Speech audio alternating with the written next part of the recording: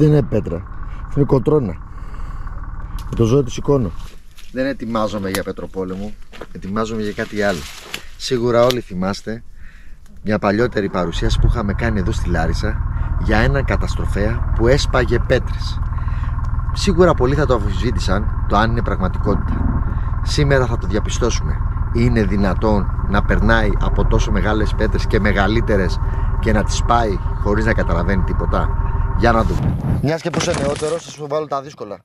Πες μου πώς εξηγείται τώρα αυτό και αντέχει, έχει τόσες αντοχές και τόσες ανοχές σε τόσο δύσκολο περιβάλλον, ας πούμε? Είναι γιατί το βάζουμε τόσο υλικό, το κάνουμε υπερενισχυμένο, γι' αυτό και άλλος αντέχει και στην πέτρα, αλλά και σε κούτσορα, σε κορμούς, οτιδήποτε δηλαδή ζόρι το βάλεις. Δηλαδή, για εξήγησε μου, δηλαδή, ποιες είναι οι προδιαγραφές που έχει, που είναι παραπάνω από έναν άλλο καταστροφέα? Κοίταξε, όταν είναι σε σίδερο, χρησιμοποιούμε 8 χιλιοστά λαμαρίνα συν 8, δηλαδή εκεί που έχει όλο το ζόρι είναι η διπλή λαμαρίνα του, στο εμπρόστο μέρος, πατημένη στη στράτζα να πιάνει μεγάλο εύρος, και όταν είναι σε χάρντοξ είναι στα 6 χιλιοστά συν 6. Τι άλλο κρύβεται πίσω από αυτή την επιτυχία, το να μπορεί να γίνεται ίσωμα στην κυριολεξία? Βλέπετε πίσω τι γίνεται. Ίσωμα στην κυριολεξία το οικόπεδο. Επίσης, βάζουμε υλικά μέσα καρέ, τετράγωνα μασίφ, στα 20 χιλιοστά και 25, ώστε ό,τι βρίσκει δηλαδή πέτρα, τα βρίσκει πάνω σε γωνία, κόβει και πιο εύκολα και πιο γρήγορα, αλλά και πολύ καλύτερο αποτέλεσμα. Και όσον αφορά για το στροφείο, ο μαχαιροφόρος άξονας είναι στοφή 160 στο βαρέως τύπου, με 12 χιλιοστά πάχος, και στα σφαιριά του έχουμε διπλή βάση, δηλαδή 2 φτάκια από εδώ, 2 από εκεί, μεγαλύτερη βίδα, και έτσι αντέχει. Πολύ ωραία. Εγώ αυτό που έχω να πω, ότι αυτό που κρύβεται από πίσω είναι η σκέψη και το μυαλό του Γκαρά.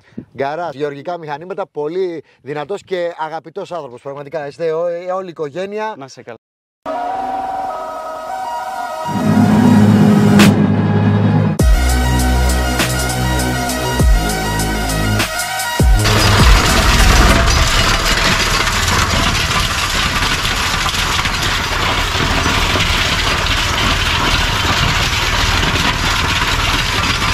Δημήτρη, είχα έρθει την προηγούμενη φορά, μου έλεγες για τον καταστροφέα, ότι σπάει πέτρες, το ένα το άλλο. Κοίταξε, και εγώ το αμφισβήτησα, να το πω την αλήθεια, λέω, λες τώρα να λέει αλήθεια.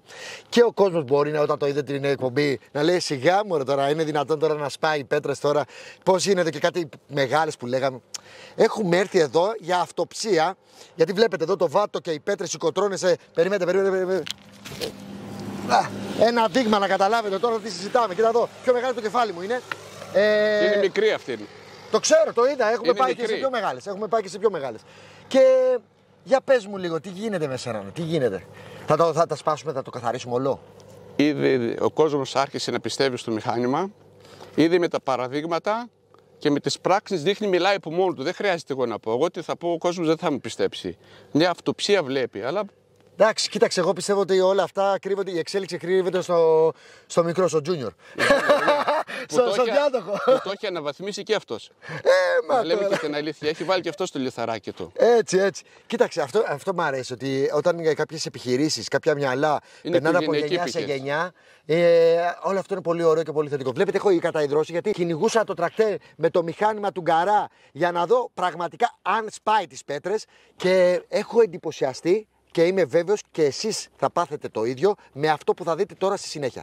Πάμε να το δούμε και πάμε να απολαύσουμε το απίστευτο μηχάνημα, γιατί έχω δει καταστροφέα να δουλεύει. Γιατί έχω κάνει καθαρισμού σε χωράφια μεγάλα.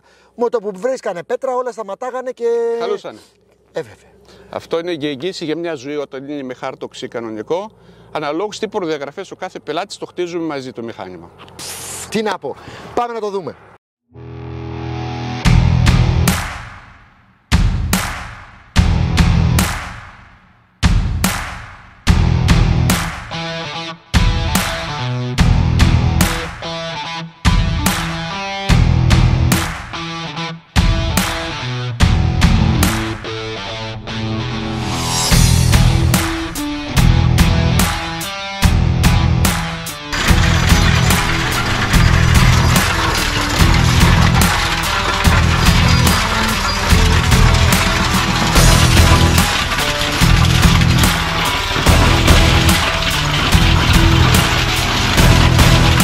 Έτσι ήτανε. Το βλέπετε? Κοιτάξτε πώς γίνεται. Αυτό γίνεται.